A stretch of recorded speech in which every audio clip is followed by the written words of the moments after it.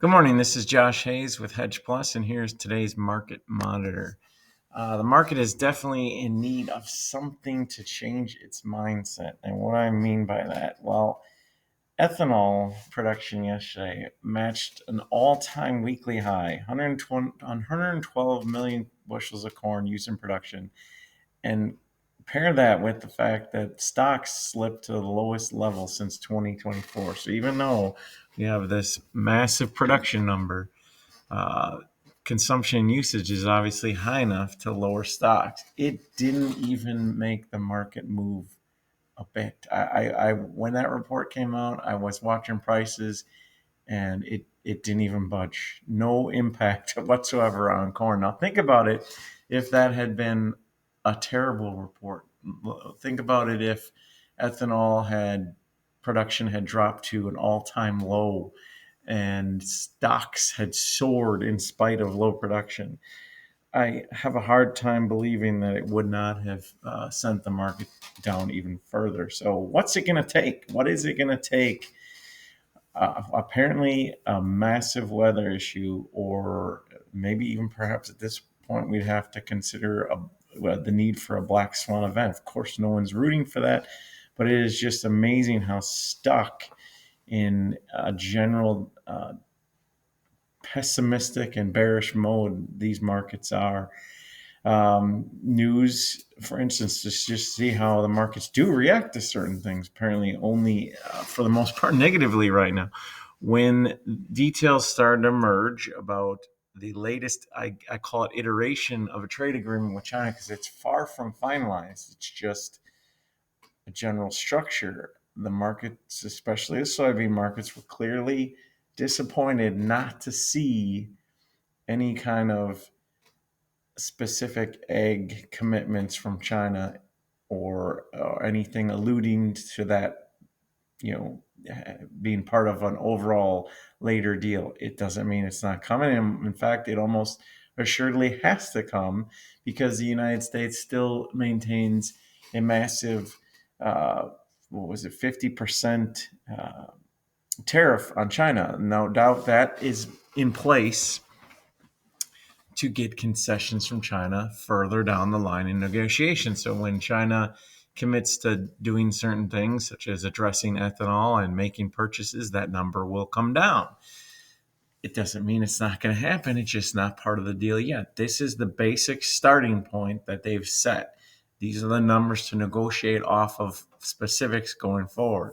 But the fact that agriculture wasn't a big factor, it was rare earth minerals and some electronic items from the United States. I believe it was some kind of chips. Sorry about not having the specifics in front of me, but because it lacked specifics for ag, it definitely impacted the soybean market, which continues to be down today. We've been down about 14 cents in the last 24 hours. Also, we've got the supply and demand report today, which probably won't add much fuel for the markets, probably won't uh, have much impact. We do expect to see some adjustment to corn demand in any stocks, especially for old crop, that might be offset by production numbers down south in Brazil, but not expecting much of a boost. We don't think that there's any reason for the USDA to do anything to adjust yields for new crop at this point, given the good weather we've had, even though we have had issues in certain areas. And I guess that gets back to the original point. These adjustments will come later, and that's when the market will finally react to them. But the market is not reacting to anything in the moment as it happens, even though, for instance, we have too much rain in hard red winter wheat areas, the southern plains, and they're set to get more rain all through next week, to the point now where a lot of people are saying this is going to result in production cuts. Wheat is up about a penny this morning, and it's even since yesterday. It's just not being factored in right now.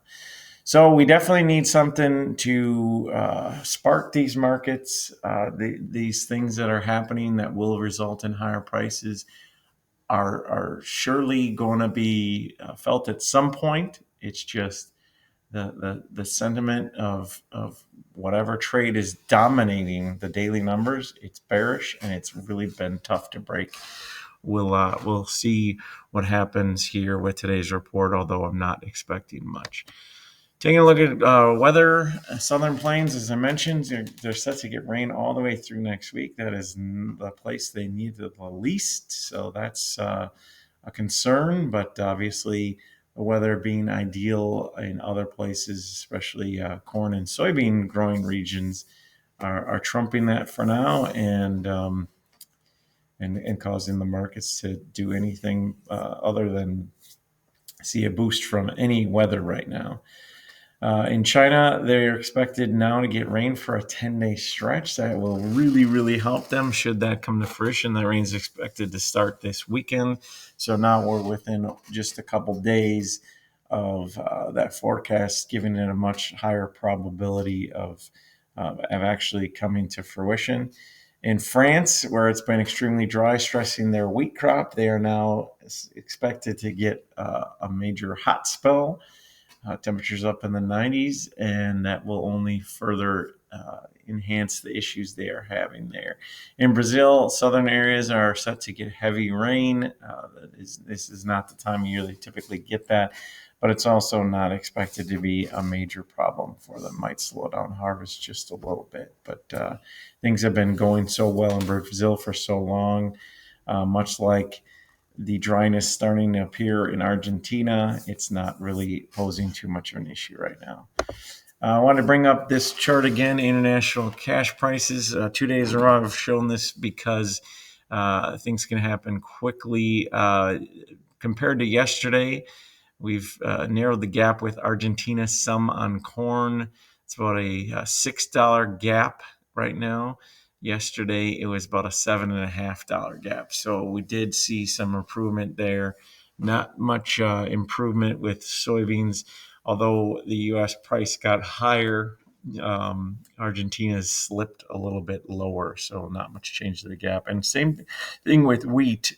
Our wheat prices came down almost $3, but in the Black Sea, they matched that. They went from 220 to 217.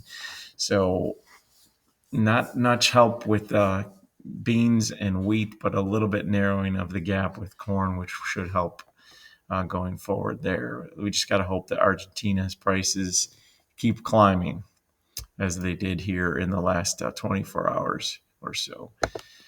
Taking a look at the overnight prices, pretty flat for corn and wheat, but beans still going down another 4 cents, as I said. Compared to this time yesterday, soybeans are down 14 cents without any real reason. And can't even point to soybean oil because soybean oil was up yesterday.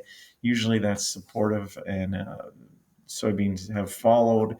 But again, disappointment from the trade deal, and no advancement with egg exports from the U.S. to China. Doesn't mean it's not coming. It's just that it was a disappointment that it wasn't in this first, iteration of what will become the final deal. Corn in the past 24 hours actually down about 4 cents, and wheat, while up a penny overnight, is about even compared to where we were yesterday.